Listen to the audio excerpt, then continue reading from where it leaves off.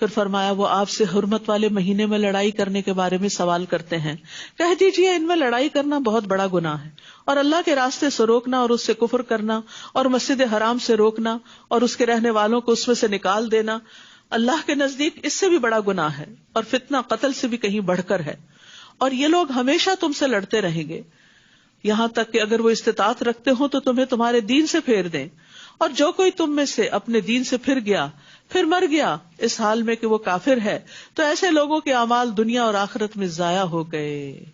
مرتد کی سزا بتائی جا رہی ہے، جو شخص دین سے باہر نکل جائے، ایمان سے خارج ہو جائے، اس کے اعمال ضائع، چاہے وہ حافظ قرآن ہو، چاہے وہ نمازیں پڑھتا اور پڑھاتا رہا ہو، چاہے وہ دین کا کوئی بہت بڑا امام ہو۔ ہم دوسروں کے بارے میں سوچنے سے پہلے اپنے بارے میں سوچیں کہ یا اللہ تو ہمارے دلوں کو سلامت رکھنا، ہمیں استقامت دینا، ربنا لا تزغ قلوبنا بعد اذ ہدیتنا، ہمیں اپنے دین پر جما دے، رضیت باللہ ربا وبالاسلام دینا وبمحمد نبیا، کیونکہ دین سے نکلنا سارے اعمال برباد کر دیتا ہے اور پھر انجام بڑا بھیانک ہے۔ فرمایا یہی لوگ آگ کے ساتھی ہیں، وہ اس میں ہمیشہ رہنے والے ہیں۔ اللہ تعالیٰ یہ نہیں دیکھا کہ پہلے یہ دین پر تھے، وہ یہ دیکھے گا ان کا انجام اختتام کس پہ ہوا۔ تو اللہ ہم سب کا خاتمہ ایمان پر کرے۔ بے شک وہ لوگ جو ایمان لائے اور انہوں نے ہجرت کی اور اللہ کے راستے میں جہاد کیا، وہی اللہ کی رحمت کی امید رکھتے ہیں، اور اللہ بے حد بخشنے والا نہایت رحم کرنے والا ہے۔ وہ سوال کرتے ہیں آپ سے شراب اور جوئے کے بارے میں، آپ کہہ دیجئے کہ ان دونوں میں بڑا گناہ ہے۔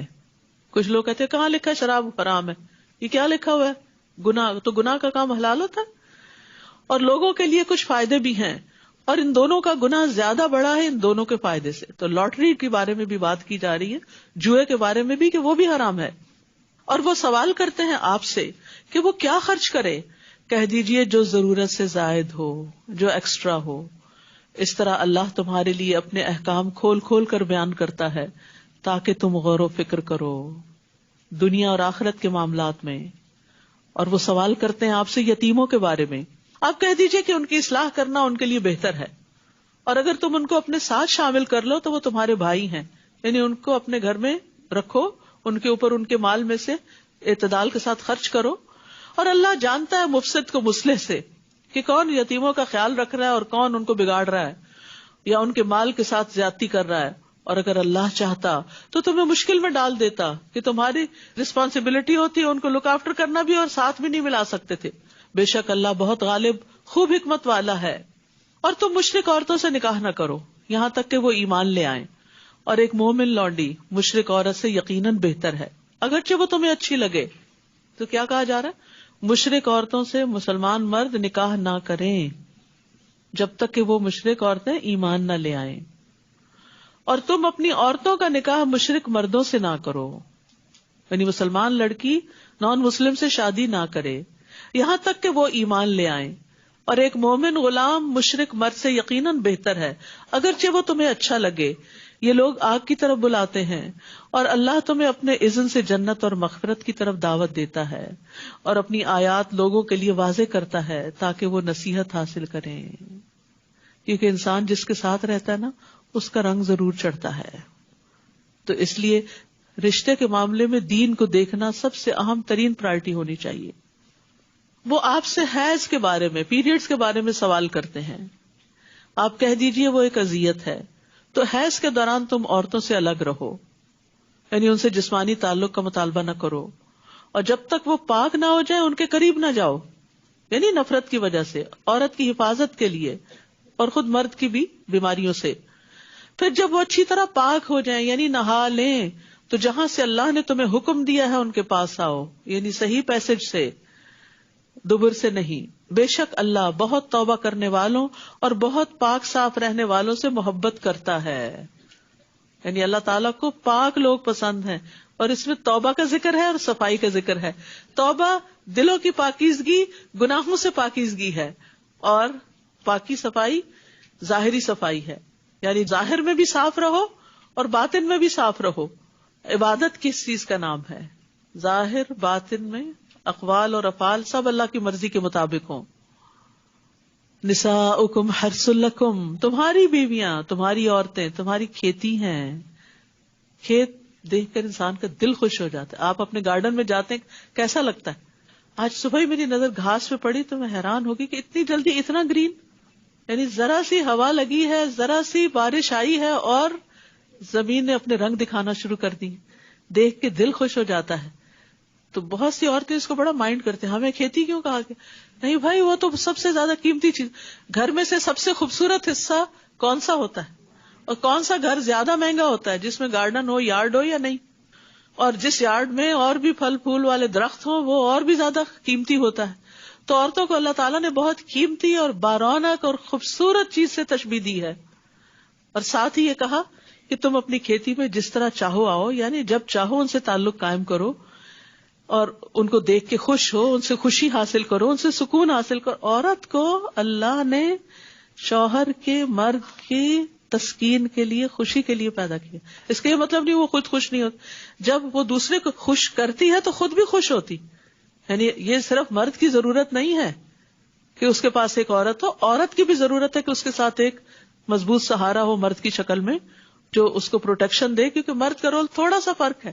مرد کے لیے عورت کے اندر اور طرح کی اٹریکشن ہے, عورت کے اندر مرد کے لیے اور طرح کی اٹریکشن. ہم اس کو برابری کے اصول پہ لینا شروع کر دیتے ہیں, جس کے نتیجے میں ہم مشکل میں پڑ جاتے ہیں. یعنی مرد اور نگاہ سے عورت کو دیکھتا ہے, عورت دوسری نگاہ سے دیکھتی ہے. لہٰذا دونوں ایک دوسرے کے حقوق ادا کریں. آگے اس کی تفصیل مزید بھی آئے گی. اور اپنے نفسوں کے لیے نیک عمل آگے بھیجو. یعنی صرف اپنے ان تعلقات میں ہی مشغول نہ رہو, بلکہ نیک اعمال کی بھی فکر کرو, یا نیک اولاد کی بھی فکر کرو, اولاد کی بھی اچھی تربیت کرو. اور تم اللہ سے ڈرو اور جان لو کہ یقیناً تم اس سے ملاقات کرنے والے ہو, اور مومنوں کو خوشخبری دے دیجئے. اور تم اللہ کو اپنی قسموں کے لیے آڑ نہ بناؤ کہ تم نیکی نہیں کرو گے اور تقوی اختیار نہیں کرو گے, اور لوگوں کے درمیان صلح نہیں کراؤ گے, اور اللہ خوب سننے والا, خوب جاننے والا. یعنی غلط باتوں پر قسمیں مت کھاؤ. اللہ تمہاری قسموں میں سے لغو پر تمہارا مواخذہ نہیں کرے گا, لیکن وہ اس پر مواخذہ کرے گا جو تم نے دل کے ارادے سے کیا, اور اللہ بہت بخشنے والا, بہت علم والا ہے. جو لوگ اپنی بیویوں سے ایلا یعنی ترک تعلق کی قسم کھا لیتے ہیں, ان کو 4 ماہ کی مہلت ہے. 4 مہینے تک قسم کھا کے الگ ہو سکتے ہیں, پھر اگر وہ رجوع کر لیں تو یقیناً اللہ بہت بخشنے والا ہے, نہایت رحم کرنے والا ہے. اگر 4 مہینے سے پہلے کریں گے تو قسم کا کفارہ دینا ہوگا, اور اگر وہ طلاق دینے کا پختہ ارادہ کر لیں تو بے شک اللہ خوب سننے والا, خوب جاننے والا ہے. یعنی پھر 4 مہینے سے زیادہ ایسے ریلیشن شپ کو لنگر آن نہیں کیا جائے گا, یا بیوی کو واپس لے لیں یا پھر اس کو الگ کر دیں کہ وہ کہیں اور شادی کر سکے. اور طلاق یافتہ عورتیں 3 حیض تک اپنے آپ کو انتظار میں رکھیں, شادی نہ کریں. اور اگر وہ اللہ اور یوم آخرت پر ایمان رکھتی ہیں تو ان کے لیے یہ حلال نہیں کہ اللہ نے ان کے رحموں میں جو پیدا کیا ہو اسے چھپائیں. یعنی اصل مقصد کیا ہے اس عدت کا طلاق یافتہ عورت کے لیے, کہ استبراء رحم ہو, پتہ چل جائے کہ کوئی بچہ تو نہیں پیٹ میں, کیونکہ بچہ اسی کا ہے کہ جس سے وہ حاملہ ہوئی ہے. اور ان کے شوہر دوران عدت انہیں لوٹا لینے کے زیادہ حقدار ہیں, یعنی 3 مہینے کے اندر یا 3 حیض کے اندر, اگر وہ اصلاح کا ارادہ رکھتے ہوں. یہ شرط ہے, یعنی ستانے کے لیے نہیں کہ پھر دوبارہ اسی طرح ذلیل کریں گے, لڑکائیں گے, اور پھر جب چاہیں گے طلاق دے دیں گے اور پھر عدت میں واپس لے لیں گے. اور ان عورتوں کے لیے معروف طریقے سے ویسے ہی حقوق ہیں جس طرح ان پر ذمہ داریاں ہیں. وَلَهُنَّ مِثْلُ الَّذِي عَلَيْهِنَّ بِالْمَعْرُوفِ وَلِلرِّجَالِ عَلَيْهِنَّ دَرَجَةٌ, اور مردوں کا ان عورتوں پر ایک درجہ ہے. اللہ نے یہ درجہ رکھا ہے. اگر نہیں مانیں گے تو 2 نقصان ہیں. ایک اللہ کی نافرمانی ہے, اس کا خمیازہ بھگتنا ہوگا, اور دوسرے حقیقت کا انکار, اس کا نقصان. یعنی جس کو اللہ نے رسپیکٹ دینے کے لیے کہا ہے اسے رسپیکٹ دینی چاہیے, جس کی بات ماننے کے لیے کہا اس کی بات ماننی چاہیے. اگر نہیں مانیں گے تو پھر نقصان ہی نقصان ہے, کچھ فائدہ نہیں. اور مردوں کا ان عورتوں پر ایک درجہ ہے, اور یہ نہ تو رسول اللہ صلی اللہ علیہ وسلم نے بتایا, نہ کسی اسکالر نے بتایا, یہ اللہ نے بتایا جس نے مرد اور عورت کو پیدا کیا. کیونکہ کسی بھی سسٹم کے اندر ٹاپ پر ایک ہی شخص ہوتا ہے. 2 لوگ ایک بس کے ڈرائیور نہیں ہو سکتے, 2 لوگ ایک کشتی نہیں چلائیں گے. 2 لوگ اگر کسی بھی جگہ پر کٹھی ڈرائیونگ شروع کر دیں, جیسے عام طور پر ہوتا ہے, ہسبینڈ وائف ساتھ ساتھ بیٹھ جائیں اور دونوں ڈرائیور ہو, تو پھر کیا نتیجہ نکلتا ہے؟ سارا وقت انجوائے کرنے کی بجائے ایک انسٹرکٹر بن جاتا ہے اور ایک ڈرائیور بن جاتا ہے, اور سارا سفر کا مزہ خراب کر دیتا ہے. اور اس میں دیکھیں بہت دفعہ بالکل اچانک ہی ہدایات دی جانے لگتی ہے. دیکھیں دیکھیں سامنے وہ دیکھ رہے ہیں, صرف آپ تھوڑی دیکھ رہے ہیں یا آپ زیادہ تھوڑی دیکھ رہے ہیں. تو بہرحال یہ اللہ تعالیٰ کی تقسیم ہے, اسے مان لینا چاہیے. اور اللہ بہت زبردست ہے, بہت حکمت والا ہے. تو جس طرح مردوں کے حقوق ہیں ایسے عورت کے بھی حقوق ہیں کہ آپ صلی اللہ علیہ وسلم نے فرمایا جب وہ خود کھائے تو اسے بھی کھلائے, جب وہ خود پہنے تو اسے بھی پہنائے.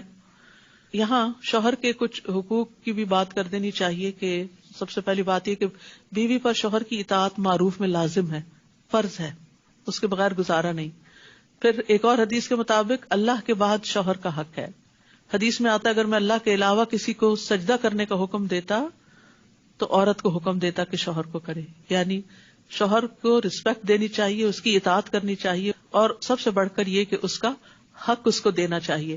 اس ذات کی قسم جس کے ہاتھ میں محمد صلی اللہ علیہ وسلم کی جان ہے, عورت اس وقت تک اپنے رب کا حق ادا نہیں کر سکتی جب تک اپنے شوہر کا پورا حق ادا نہ کرے. یعنی ایسی عورت کو پھر ایمان کی حلاوت بھی نہیں ملتی جو شوہر کے ساتھ حسن سلوک نہیں کرتی. عورت اگر پالان پر سوار ہو اور مرد اسے بلائے تب بھی عورت کو انکار نہیں کرنا چاہیے. تو یہاں بیچ بیچ میں حقوق کی بات اس لیے کی گئی کہ یہ طلاق تک نوبت آتی ہی جب ہے جب ایک دوسرے کے حقوق نہیں دیے جاتے. پھر طلاق کے احکامات, طلاق رجعی 2 بار ہے, پھر بھلے طریقے سے روک لینا ہے یا احسان کے ساتھ رخصت کر دینا ہے, اور تمہارے لیے حلال نہیں کہ تم نے انہیں جو کچھ مہر سمیت دیا اس میں سے کچھ بھی واپس لو, مگر یہ کہ دونوں کو اس بات کا ڈر ہو کہ وہ اللہ کی حدود کو قائم نہ رکھ سکیں گے. پھر اگر تمہیں ڈر ہو کہ وہ دونوں اللہ کی حدود کو قائم نہ رکھ سکیں گے تو ان دونوں پر کوئی گناہ نہیں اس چیز میں جو فدیہ وہ عورت اپنی جان چھڑانے یعنی خلا کے بدلے میں دے دے. یہ اللہ کی حدود ہیں سو ان سے تجاوز نہ کرو, اور جو کوئی اللہ کی حدود سے تجاوز کرے گا تو یہی لوگ ظالم ہیں. تو یاد رکھیے کہ طلاق کا معنی ہوتا ہے آزاد چھوڑ دینا, اور طلاق دینے کا صحیح طریقہ یہ ہے کہ عورت جب پیریڈ سے فارغ ہو تو ملاپ کے بغیر طہر کی حالت میں طلاق دی جائے. حیض کی حالت میں طلاق نہیں دینی چاہیے, 3 طلاقیں اکٹھی بھی نہیں دینی چاہیے, اور 3 سے زیادہ کی تو ویسے ہی کراہت ہے, اور عورت کو تکلیف دینے کی ممانعت ہے. رسول اللہ صلی اللہ علیہ وسلم نے فرمایا اے اللہ میں 2 ضعیفوں کا حق مارنا حرام کرتا ہوں, یتیم کا اور عورت کا. یعنی بعض اوقات عورت کے ساتھ بھی یتیموں جیسا برتاؤ کیا جا رہا ہوتا ہے تو یہ ظلم میں شمار ہوتا ہے. تلک حدود اللہ, یہ اللہ کی حدود ہیں, ان سے آگے مت بڑھو, اللہ کی حدود کے قریب مت جاؤ. پھر اگر وہ خاوند اسے تیسری بار طلاق دے دے تو وہ عورت اس کے بعد اس مرد کے لیے حلال نہیں جب تک کہ وہ اس کے علاوہ کسی اور خاوند سے نکاح کرے. اور اگر وہ دوسرا خاوند اس عورت کو طلاق دے دے تو ان دونوں یعنی اس عورت اور پہلے خاوند پر کوئی گناہ نہیں کہ وہ باہم رجوع کر لیں یعنی نکاح کر لیں, اگر وہ دونوں سمجھیں کہ وہ اللہ کی حدود قائم رکھ سکیں گے. اور یہ اللہ کی حدود ہیں جنہیں وہ ان لوگوں کے لیے واضح کرتا ہے جو علم رکھتے ہوں.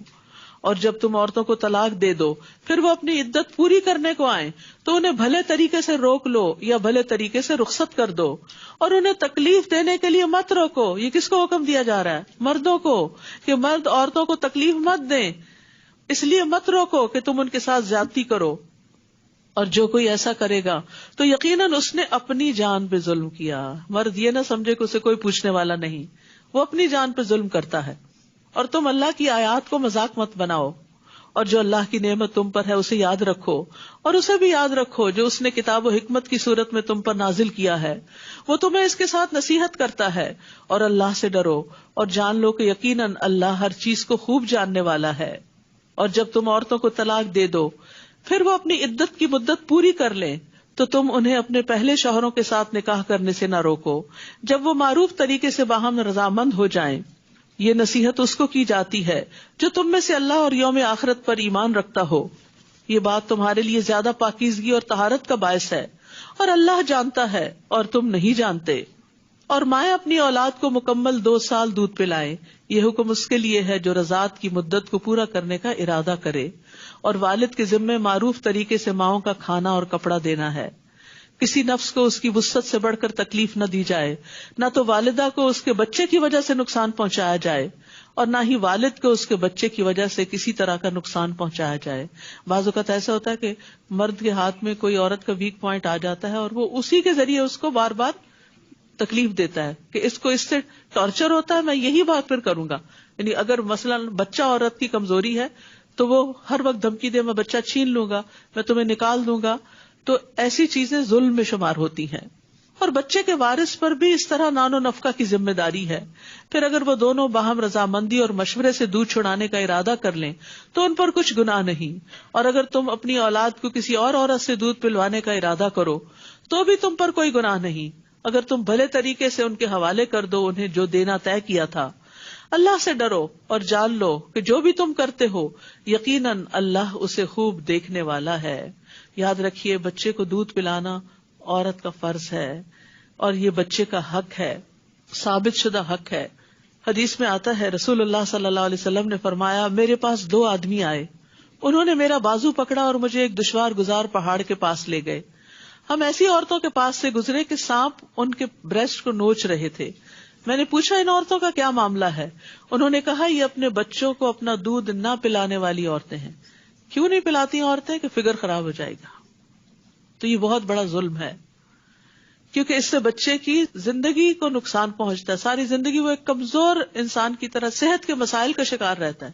جن بچوں کو 2 سال کے اندر دودھ پینے کا موقع ملتا ہے ان کا امیون سسٹم بہت اسٹرانگ ہوتا ہے، وہ بہت سی اور بیماریوں سے بچے رہتے ہیں.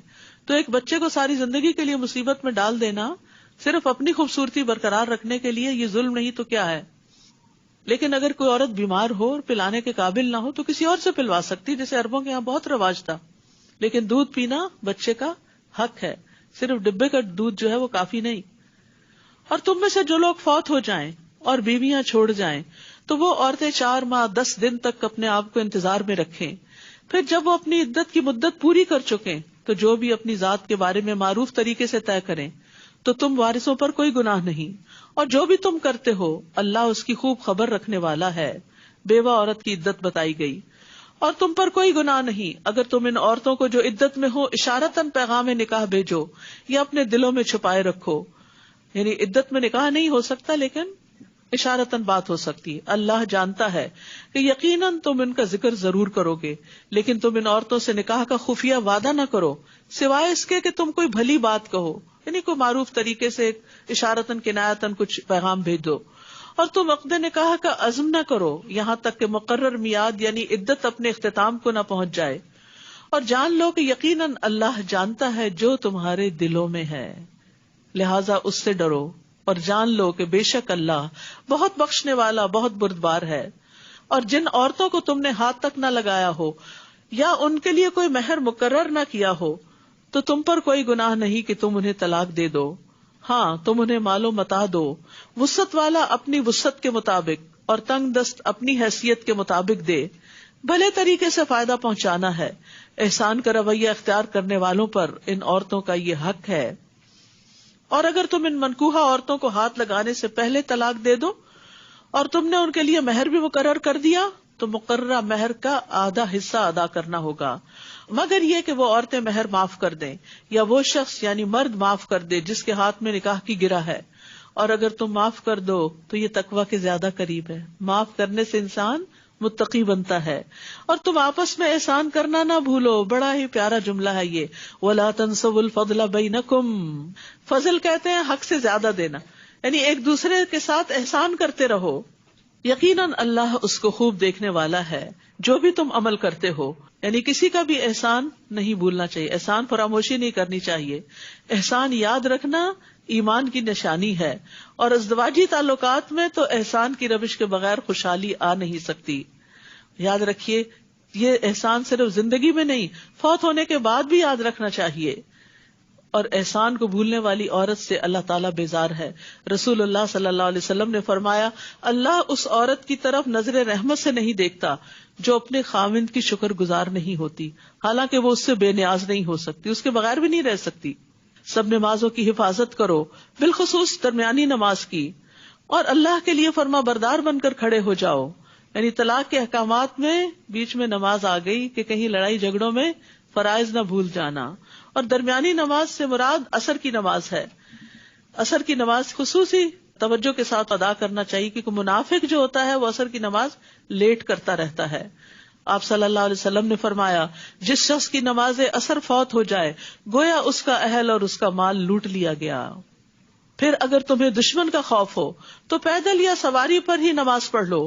پھر جب تم امن میں آ جاؤ تو اللہ کو یاد کرو جیسے اس نے تمہیں سکھایا ہے جو تم نہیں جانتے تھے. اور جو لوگ تم میں سے فوت ہو جائیں اور بیویاں چھوڑ جائیں وہ اپنی بیویوں کے حق میں 1 سال تک بغیر گھر سے نکالے نان و نفقہ پہنچانے کی وصیت کریں. یہ اس وقت کا حکم ہے جب ابھی عورت کے لیے میراث وغیرہ میں حصہ مقرر نہیں ہوا تھا. اس کے بعد 4 ماہ 10 دن کی عدت رکھ دی گئی کہ وہ اسی گھر میں رہیں گی جہاں شوہر فوت ہوا ہے. ہاں اگر وہ عورتیں خود نکل جائیں تو تم پر کوئی گناہ نہیں. جو بھی وہ اپنی ذات کے بارے میں بھلے طریقے سے فیصلہ کرے، اور اللہ بہت زبردست ہے، خوب حکمت والا ہے. اور طلاق یافتہ عورتوں کو بھلے طریقے سے کچھ فائدہ یعنی متع طلاق پہنچانا ہے.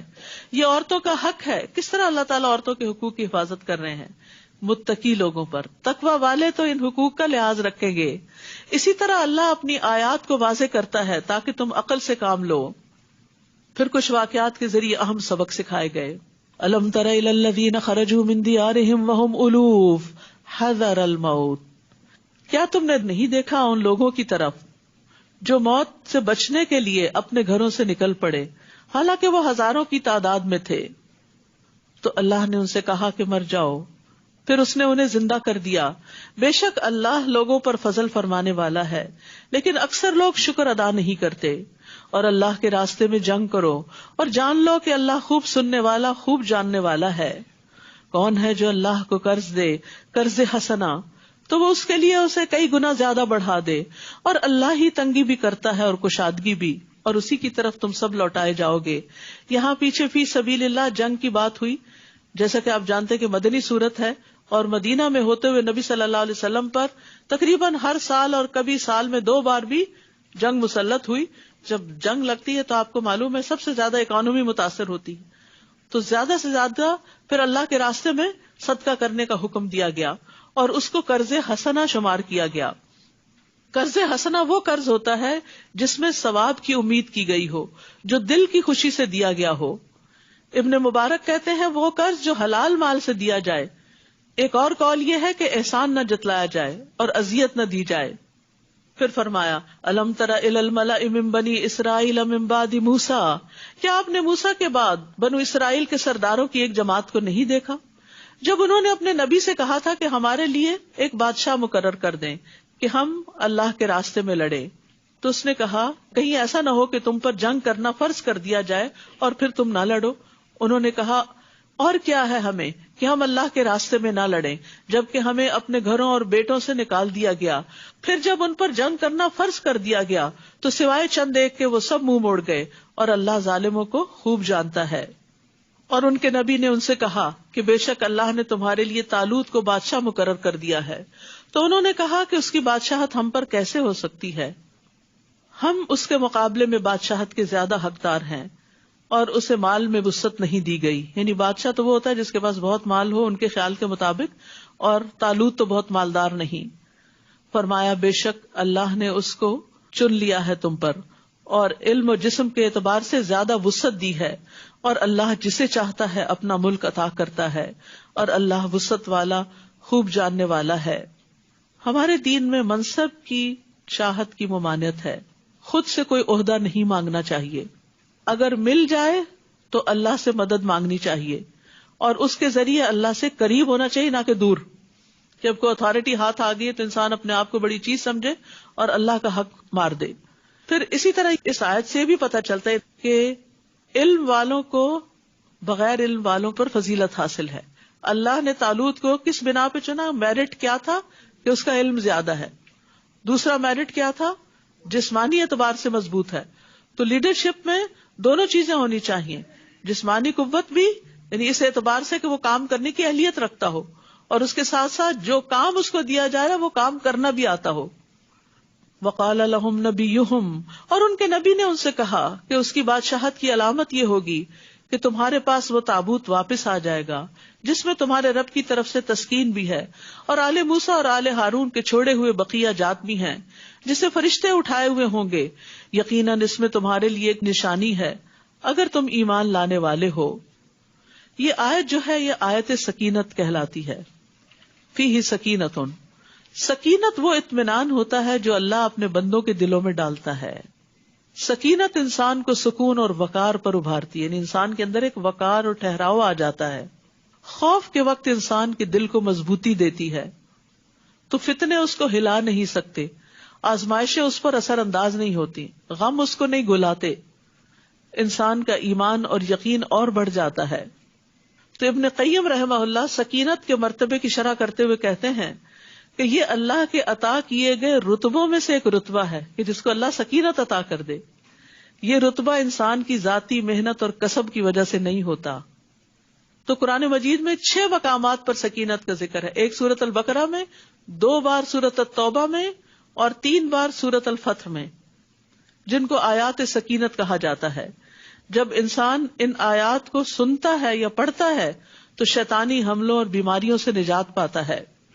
ابن قیم کہتے ہیں کہ ابن تیمیہ رحمہ اللہ پر جب معاملات شدت اختیار کر جاتے تو وہ سکینت والی آیات پڑھتے، اور میں نے ان کو ایک بہت عظیم واقعہ بیان کرتے ہوئے سنا جو ان کو بیماری میں پیش آیا۔ یہ عقلیں اس کو برداشت کرنے سے عاجز آ جاتی ہیں۔ یہ شیطانی روحوں سے جنگ کرنے اور ان کا مقابلہ کرنے کا واقعہ ہے کہ جب ان کی قوت کمزور پڑ گئی تو ان کے سامنے شیطانی روحیں ظاہر ہو گئیں۔ یعنی جنات بھی جب ہی پوزیس کرتے ہیں جب انسان ویک فیل کرتا ہے۔ وہ کہتے ہیں جب معاملہ مجھ پہ بہت شدت اختیار کر دیا تو میں نے اپنے رشتہ داروں، اپنے ارد گرد والوں سے کہا مجھ پر سکینت والی آیات پڑھو۔ پھر وہ حالت مجھ سے ختم کر دی گئی اور میں بیٹھ گیا اور مجھے کوئی بیماری نہ رہی۔ تو کسی بھی پریشانی کے وقت ان آیات کو پڑھنا جو ہے یہ دل کے سکون کا باعث ہے، یہ بے قراری اور بے چینی، انگزائٹی کو دور کرتی ہیں، ایمان میں اضافے کا باعث ہوتی ہیں۔ آیات کے نمبر نوٹ کر لیجئے، سورۃ البقرہ کی 248، التوبہ 26، التوبہ 40، الفتح 4، الفتح 18، الفتح 26۔ فلما فصل طالوت بالجنود، پھر جب طالوت لشکروں کو ساتھ لے کر نکلا، کہنے لگا بے شک اللہ تمہیں ایک نہر کے ساتھ آزمائے گا، تو جس نے اس میں سے پی لیا وہ مجھ سے نہیں، جو اس کو نہیں پیے گا وہ مجھ سے ہے، سوائے اس کے جو چلو بھر کر اپنے ہاتھ سے پی لے۔ تو ان سب نے اس کو پی لیا سوائے چند ایک کے۔ پھر جب انہوں نے اس کو پار کر لیا تو وہ لوگ جو اس کے ساتھ ایمان لائے کہنے لگے آج ہم میں جالوت اور اس کے لشکر کا مقابلہ کرنے کی کوئی طاقت نہیں۔ تو ان لوگوں نے جنہیں اس بات کا یقین تھا کہ وہ اللہ سے ملاقات کریں گے کہنے لگے کتنی ہی بار ایسا ہوا کہ چھوٹی جماعت بڑی جماعت پر اللہ کے اذن سے غالب آ گئی، اور اللہ صبر کرنے والوں کے ساتھ ہے۔ اور جب وہ جالوت اور اس کے لشکروں کے مقابل ہوئے تو کہنے لگے اے ہمارے رب ہم پر صبر انڈیل دے اور ہمارے قدم جما دے اور اس کافر قوم کے مقابلے پر ہماری مدد فرما۔ فہزموہم بإذن اللہ، اور انہوں نے اللہ کے اذن سے ان کو شکست دے دی، اور داؤد علیہ السلام نے جالوت کو قتل کر دیا، اور اللہ نے اس کو بادشاہت اور حکمت عطا کی اور اس کو اس میں سے جو چاہا سکھایا۔ اور اگر اللہ بعض لوگوں کو بعض کے ذریعے زمین سے نہ ہٹائے تو زمین میں فساد پھیل جائے، لیکن اللہ جہان والوں پر فضل فرمانے والا ہے۔ یعنی اللہ سبحانہ وتعالی اپنے بندوں کی خود حفاظت فرماتا ہے، اپنے بندوں کا دفاع کرتا ہے، ظالموں کو ظلم سے روکتا ہے، ورنہ اگر ظالموں کو کھلی چھٹی دے دی جائے تو وہ حدیں پار کر جائیں۔ تو یہ اللہ تعالیٰ کا ایک طریقہ ہے کہ جالوت اور اس کا لشکر بہت مضبوط تھے، لیکن اللہ نے ایک چھوٹی سی جماعت کے ذریعے ان کو ختم کر دیا اور مومنوں کو سکینت عطا کی اور مومنوں کو کامیابی عطا کی۔ تو کامیابی کا معیار زیادہ اسباب پر نہیں ہوتا، ایمان پر ہوتا ہے، اور اس کے بعد انسان کس طرح اللہ کے حکم کے مطابق محنت کرتا ہے اور تیاری کرتا ہے۔ تلک آیات اللہ نتلوہا علیک بالحق وَإِنَّكَ لَمِنَ الْمُرْسَلِينَ، یہ اللہ کی آیات ہے جنہیں ہم آپ پر حق کے ساتھ پڑھتے ہیں اور یقیناً آپ رسولوں میں سے ہیں۔ وآخر دعوانا ان الحمد للہ رب العالمین، سبحانک اللہم وبحمدک، اشہد ان لا الہ الا انت، استغفرک واتوب الیک۔ السلام علیکم ورحمۃ اللہ وبرکاتہ۔